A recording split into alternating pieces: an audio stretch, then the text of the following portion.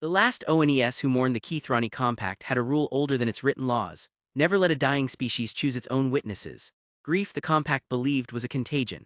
It spread through a fleet the way rust spread through a hull, quietly until the day the metal simply gave way. So when the last colony of the Vashtu people sent out a final signal, a soft, failing pulse from a world already dying beneath them, the compact did not send comfort. It sent an observer, a single ship, tasked only to confirm the end and log it, so that the Vashtu might be filed away in the archive of species that had once existed and now did not.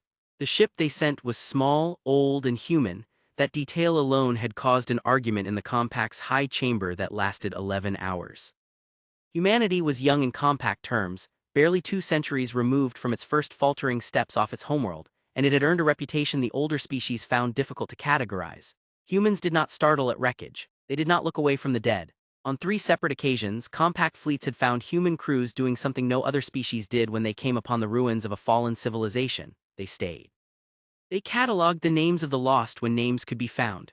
They built small markers out of scrap metal or carved stone and left them standing in empty places no one would ever visit again. The compact's xenopsychologists called it an inefficiency. They had not yet found a better word for it because the word they were circling quietly in their private reports was reverence. Before the ship was chosen, before the 11-hour argument that produced it, the compact's high chamber had spent decades quietly debating what to make of humanity at all. Every other species in the compact had joined a galaxy already shaped by rules older than their own civilizations. Rules about triage, about resource allocation, about the cold mathematics of who could be saved and who could not. Humanity had joined that same galaxy and immediately begun asking, in meeting after meeting, why the mathematics had to be the whole answer.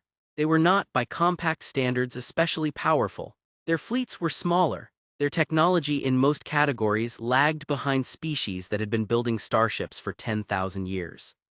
What they had instead was a talent for refusing to accept an ending simply because the paperwork said it was final, and a track record, short but consistent, of proving that refusal was not always the same thing as foolishness. The High Chamber did not yet trust that talent. It had not yet decided whether to call it a virtue or a liability. It sent the small human ship to the Vashtu homeworld half expecting the question to answer itself. The captain of the observer ship was a woman named Aliyah Rehman, 41 years old with 15 years of deep space service, and a face that had long since stopped performing surprise. Her crew was 6 people, and a cargo hold half full of humanitarian supplies that compact regulation said she was not authorized to deploy, because deployment implied intervention, and intervention was expressly forbidden on a world already ruled a lost cause. Her chief engineer, a quiet man named Toma Akafer, had spent the transit reading everything the compact database held on the Vashtu, and told her privately 3 days out from the homeworld that he did not think he would be able to simply watch. Rehman told him she was counting on that. She read the order twice before she signed it. Then she set a course for the Vashtu homeworld anyway, supplies and all, because she had learned a long time ago that some rules were written by people who had never once knelt beside something dying and held its hand. The Vashtu were an old species, older than the compact itself, and their world had once been beautiful.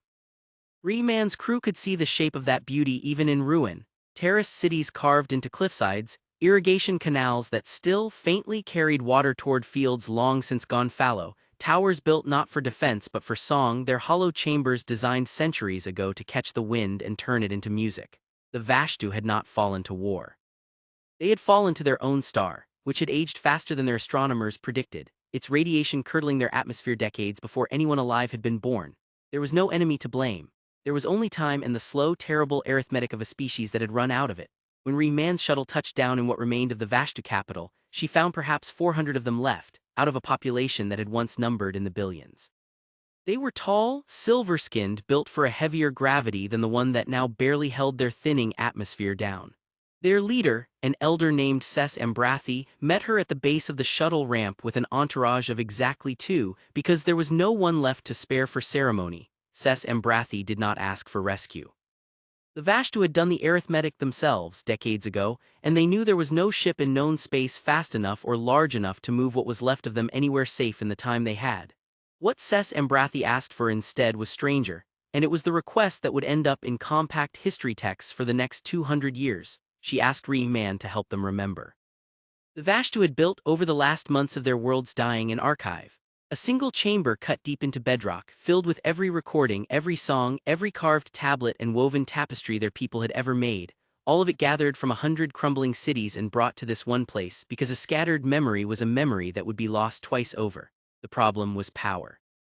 The archive's preservation systems ran on a reactor that was failing along with everything else on the planet, and the Vashtu no longer had the industry or the hands or the years to build a replacement. Embrathi did not ask Rehman to save her people. She had made peace, she said, with the fact that her people could not be saved. She asked Rehman to save what her people had made, so that 400 deaths would not also mean the death of everything the Vashtu had ever built, or thought, or sung. Rehman's orders were explicit. Observe, confirm, log, do not intervene. She looked at Embrathi's two attendants, both of them younger, one of them a child no older than 10 who did not yet fully understand what dying meant, and she made a decision that would have gotten her stripped of rank in any compact court, and did not, for reasons that took the compact's ethics council the better part of a decade to fully articulate. She said yes. What followed was 17 days that the compact would later study for 2 centuries as a case study in what became known as the Rehman precedent. Her crew of 6, joined by every able-bodied Vashtu left on the planet, worked in the archive's failing light to strip her ship's own reactor components down to spares, jury-rigging power cells never designed for planetary preservation systems into something that might buy the archive decades instead of days. It should not have worked. Human engineers back in the compact core worlds, reviewing the schematics afterward, called it reckless in 6 separate languages.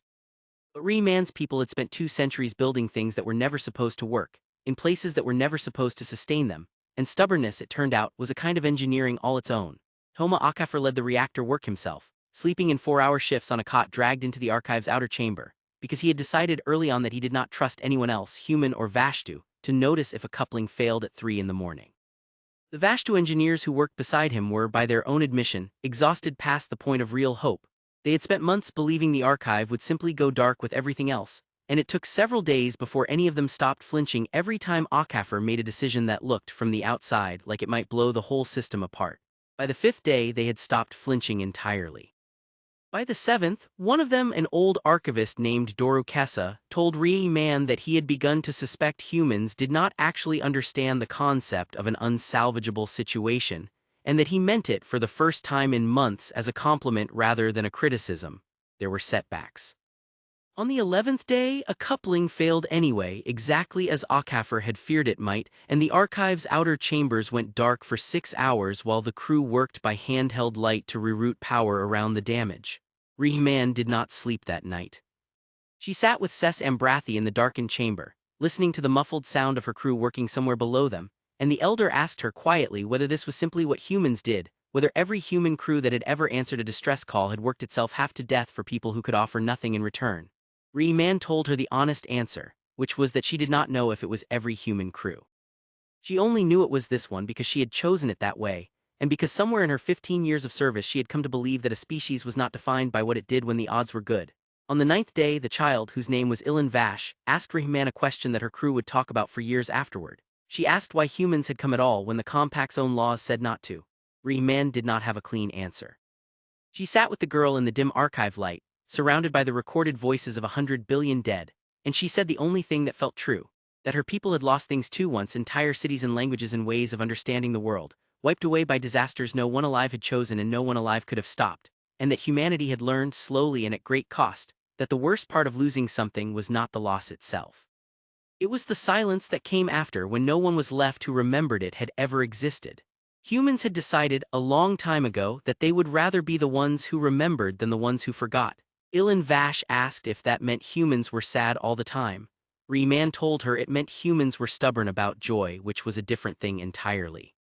By the 17th day, the archive held power reserves the Vashtu's own engineers projected would last 400 years, more than enough to outlast the 400 people who would not see the year through. Embrathi called it a gift beyond anything her people could repay, and Rehman told her honestly that she had not done it for repayment. She had done it because somewhere in the compact's long list of rules about efficient use of resources and non-intervention in unsalvageable populations, someone had forgot to write down the only rule that actually mattered, which was that no one, anywhere in any language should have to disappear without anyone noticing they had been there at all. The Vashtu homeworld's atmosphere failed completely 11 months later. By then, Rehman's report had already reached the compact high chamber, along with the schematics for the archive's reinforced power systems, and along with something else entirely. A formal complaint filed against Captain Aliyah Rehman for violation of the compact's non-intervention protocols, submitted by 3 member species who argued, not without reason, that what she had done set a precedent that would be impossible to contain. If one dying world could be granted an exception, every dying world would demand one, and the Compact's entire framework for triage in a galaxy with finite resources and countless crises would collapse under the weight of a single human captain's stubbornness. They were not wrong about the precedent. They were only wrong about what kind of precedent it turned out to be. Rehman stood before the Compact High Chamber 9 months after the Vashtu world went dark, and when the Chamber's senior arbiter asked her to explain in her own words why she believed her actions had been justified, she did not offer legal argument. She had never been much for legal argument. Instead, she asked the Chamber a question of her own. She asked how many species currently listed in the Compact archive as extinct had left behind an actual record of what they had built, what they had believed, what they had loved in their own words made by their own hands. The arbiter, after a long silence, admitted the number was small. Rehman said that was the actual crime the Compact had been quietly committing for longer than humanity had existed as a species. Not failing to save the dying, because some things truly could not be saved, but failing to make sure the dying were remembered as something more than a line in a database. She had broken a rule about intervention. She did not believe she had broken anything that mattered. The vote that followed was close, and it did not go entirely Rehman's way. She was formally reprimanded for unauthorized use of Compact resources, a reprimand that followed her for the rest of her career and that she reportedly kept framed on her cabin wall for the rest of her life. But the Chamber also did something it had never done before. It amended its own founding charter, adding what would become known, quietly and without much fanfare, as the Witness Clause. A provision stating that no dying population, however small, however unsalvageable, could be denied the resources necessary to preserve its own cultural record, if any member species was willing to provide them. Humanity, predictably, was willing more often than anyone else. 2 centuries later, the archive Rehman's crew had helped build still stood, buried deep in the dead soil of a world no one had walked on in generations, its lights still burning on power systems that had long since outlasted every prediction made about them. Compact scholars visited it now, carefully, respectfully, the way one might visit a cathedral. They studied Vashtu music and Vashtu language and Vashtu towers built for wind and song, none of it lost, none of it silent, all of it exactly where a stubborn human captain and a dying elder and a 10-year-old girl who had asked the right question had decided it should stay. Ilan Vash did not live to see her people's atmosphere fail. She died 6 months after the archive was sealed, one of the last of her generation, and Rehman, who had returned twice more to the dying world before the end, was there when it happened. She did not tell the girl it would be all right. She had learned by then that this was not a kindness humans were owed to give and Vashtu were owed to receive. It was simply a lie, and the girl deserved better than a lie in her final hours. Instead, Rehman told her that her voice was already in the archive, recorded 3 separate times, singing 3 separate songs, and that as long as that recording existed, anyone, anywhere in any century could press a single control and hear Ilan Vash's voice exactly as it had sounded on the day she asked why humans were so stubborn about remembering. The Compact's later histories would describe the Rehman precedent in careful, clinical language as a turning point in interspecies humanitarian policy. They would not fully capture what the Vashtu Archive's final recording actually contained, logged in the last hour before the reactor's failing seals were closed for good. It was not a formal address. It was not a message to the future.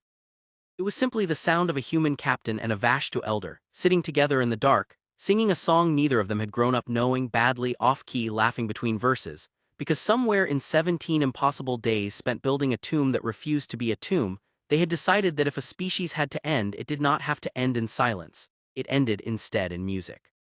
And somewhere in the galaxy's long, unfinished archive of everyone who had ever lived and everyone who had ever been lost, that recording remained. Proof, if anyone still needed it, that the smallest, youngest species in the Compact had never once believed that dying and disappearing were the same thing, and had spent its short, stubborn history making absolutely certain that no one else had to believe it either. The Witness Clause outlived every arbiter who had voted on it, and in the 2 centuries that followed, it was invoked more than 400 times for species large and small, for archives built in deserts and beneath oceans and inside the hollowed cores of dying moons. Not every invocation involved a human crew, but a disproportionate number did, until the pattern became something Compact historians simply accepted as fact rather than curiosity. Wherever species was counting its final years, there was a reasonable chance that somewhere in the response fleet, a human captain had quietly filed the same kind of unauthorized report Rehman once had, expecting the same kind of reprimand, and finding, more often than not, that the chamber no longer had the will to give one. Aliyah Rehman never called herself a hero, and she corrected anyone who tried to call her one in her presence, usually by pointing out that heroism implied a choice made once dramatically under pressure, when what she had actually done was make the same small choice every single day for 17 days in a row, and then kept making smaller versions of it for the rest of her life. She retired eventually, to a quiet posting training new compact liaison officers, and the last lecture she gave before her death was not about tactics or diplomacy or the fine print of non-intervention law. It was about a 10-year-old girl who had asked her why humans bothered to remember things that could not be saved, and about the answer Rehman had given without planning to, because it had simply been true. She told her students that the lecture had only one point worth remembering, and that if they forgot everything else she said, they should hold on to that one thing, that a species which refused to let its dead go unremembered would, sooner or later, be trusted by everyone else in the galaxy who had ever been afraid of disappearing. Not because it was the strongest, not because it was the oldest, but because it had decided somewhere far back in its short and stubborn history that no one anywhere should ever have to vanish in silence. End.